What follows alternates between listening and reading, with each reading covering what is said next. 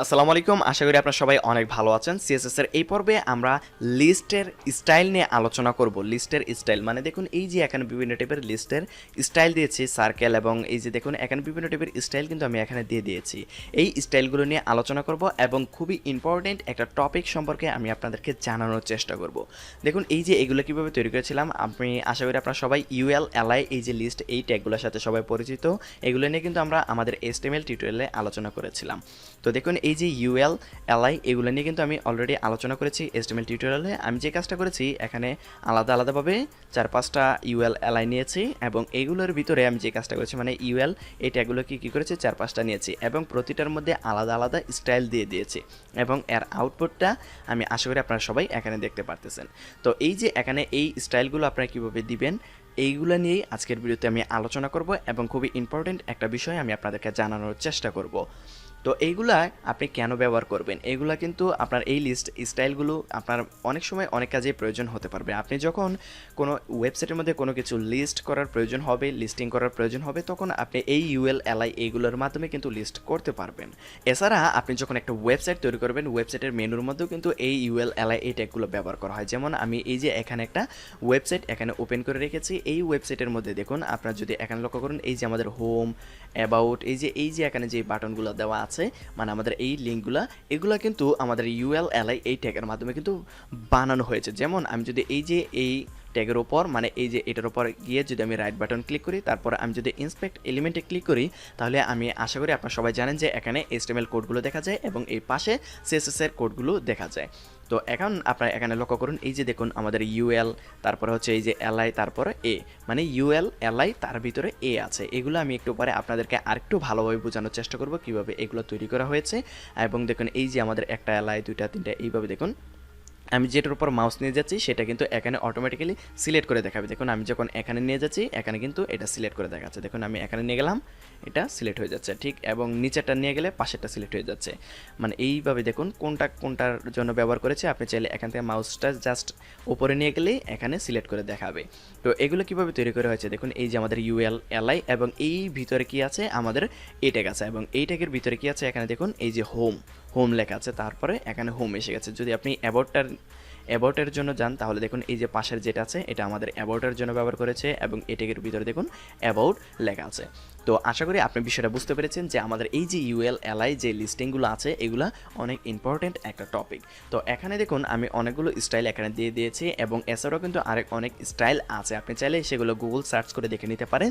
তবে এখানে সবচেয়ে বেশি যেটা ব্যবহার করা হয় সেটা হচ্ছে দেখুন এখানে কোনো পরিমাণ স্টাইল নাই, লিস্ট স্টাইল নান, মানে এই স্টাইলটা নান করে দেওয়া আছে, এইটাই কিন্তু সবচেয়ে বেশি ব্যবহার করা হয়।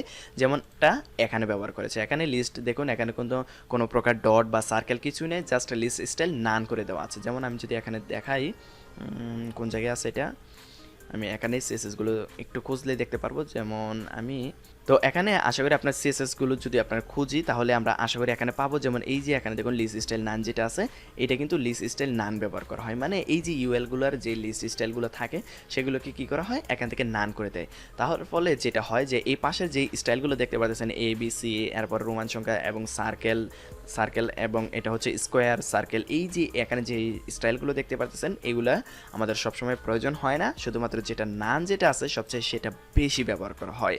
তো এই জিনিসগুলো আপনারা কীভাবে তৈরি করবেন সেটাই দেখে দেবো এবং ভিডিও শেষে আমি এগুলো কীভাবে তৈরি করা হয়েছে আর একটু ভালোভাবে বুঝিয়ে দেওয়ার চেষ্টা করব। তো চলুন ভিডিওটি শুরু করা যাক।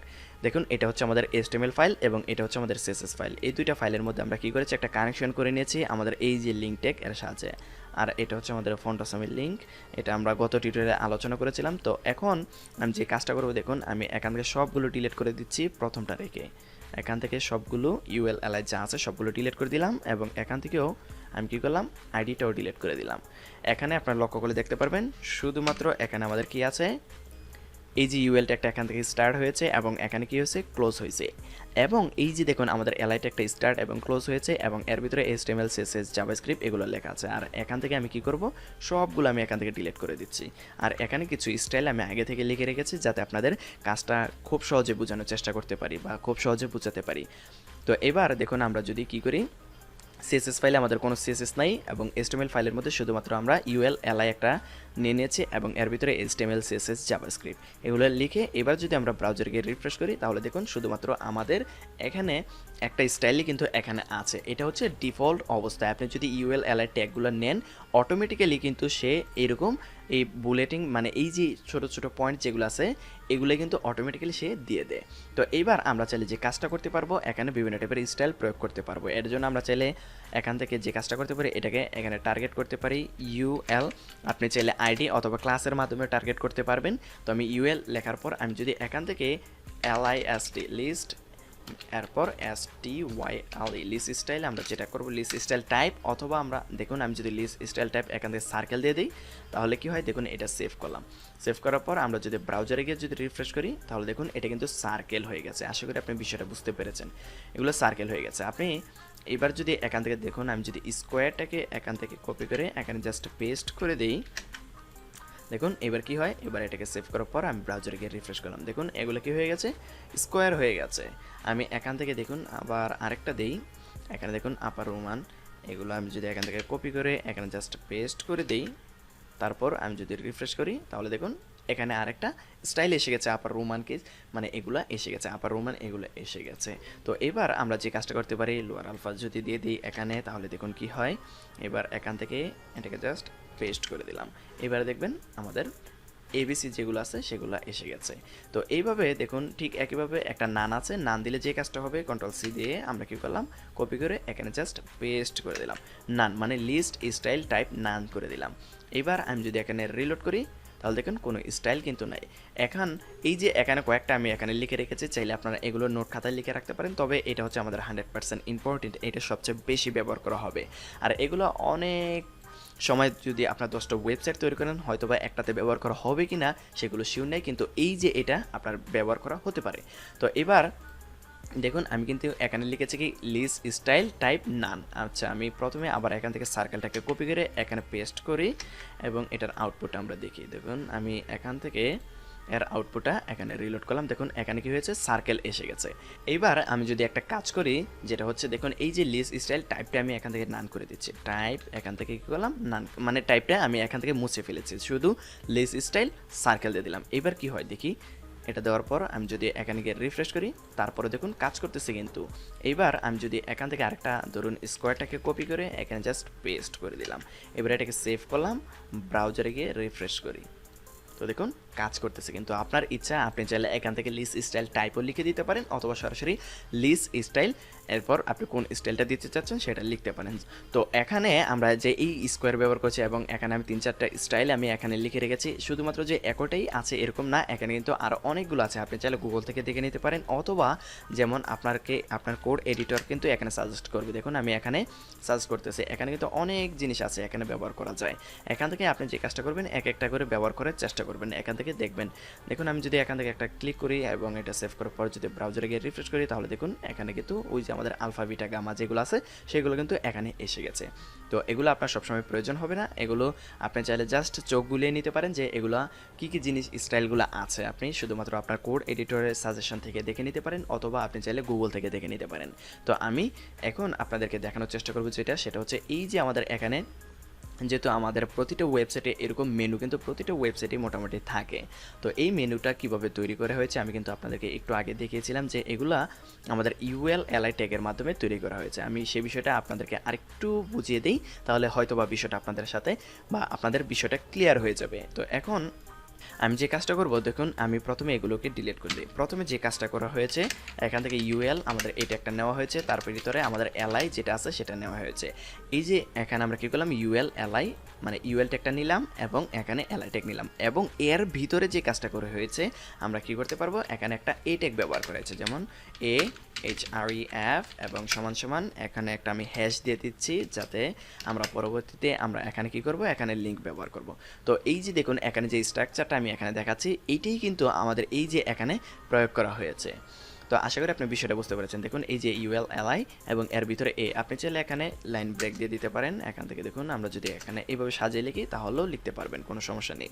তো এখানে কি করা হয়েছে এখানে HOME হোম লেখা হয়েছে, তারপর কি আমি এতটুকু আবার কপি করার পর আমি কি করব নিচে পেস্ট করে দিই, কন্ট্রোল ভি আমি জাস্ট এত কটাই নিলাম। নেওয়ার পর দেখুন আমি এই যে এখান থেকে আমি দেখুন এগুলো এখান থেকে কি অ্যাবাউট, আমি চাইলে এখান থেকে সেটা লিখে দিতে পারি ABOUT অ্যাবাউট, এবং এখানে হচ্ছে সার্ভিস RVICE সার্ভিস, মানে এইভাবে কি, অ্যান্ড এখানে যদি আমি আরেকটা দিয়ে দিই BLOG ব্লগ, এই যে এইভাবেই কিন্তু আমাদের এই যে এইটার মার্কআপটা করা হয়েছে। দেখুন আমি যদি এখানে রিলোড করি আপনারা এরকম একটা আউটপুট দেখতে পারবেন। আমি এখান থেকে লিস্ট স্টাইলটা কী করব, নান করে দেবো। মানে এই যে আমাদের লিঙ্কটা মানে UL এটাকে আমরা কি করেছি, আমরা CSS ফাইলে টার্গেট করেছি, এবং এখান থেকে লিস্ট স্টাইল আমরা কি করব, জাস্ট নান করে দেবো এখান থেকে NONE।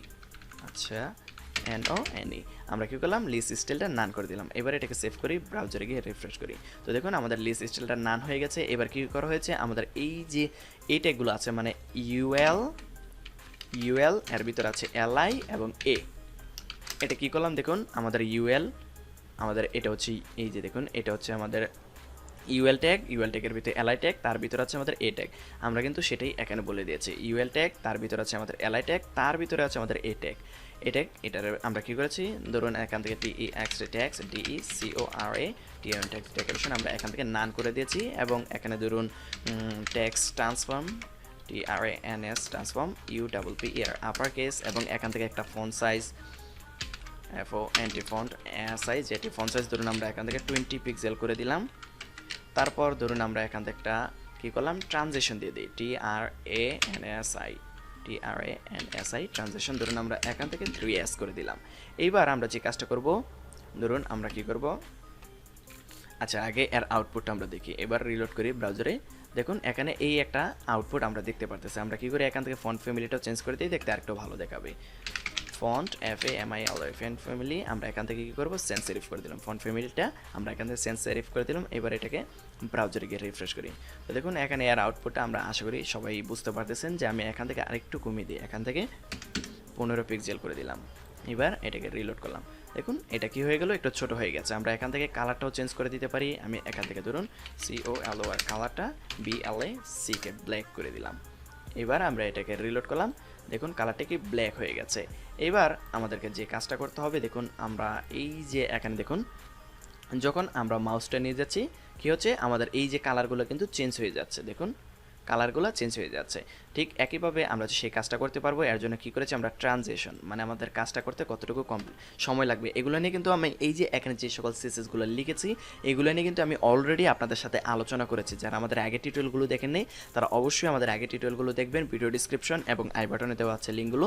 এছাড়া আপনি চাইলে আমাদের চ্যানেলে আসতে পারেন। চ্যানেলে আসার পর আপনারা কী করবেন, এই যে প্লেলিস্ট দেওয়া আছে এই প্লেলিস্টে ক্লিক করবেন। চ্যানেলে আসার পর প্লেলিস্টে ক্লিক করবেন। ক্লিক করার পর দেখুন এই যে CSS টিউটোরিয়াল ফর বিগিনার্স নামে আমি একটা প্লেলিস্ট তৈরি করেছি। এখানে অসংখ্য বিষয় নিয়ে অলরেডি আলোচনা করেছি এবং প্রতিনিয়ত এখানে আমাদের ভিডিও আসতে থাকবে। আপনারা চাইলে আমাদের সাথে কানেক্টেড থাকতে পারেন। তো এবার আমরা যে কাজটা করব, এই যে দেখুন মাউসটা নিয়ে গেলে কালারটা চেঞ্জ হয়ে যাচ্ছে, এটা কিভাবে হচ্ছে আমরা সেটাই এখন দেখব।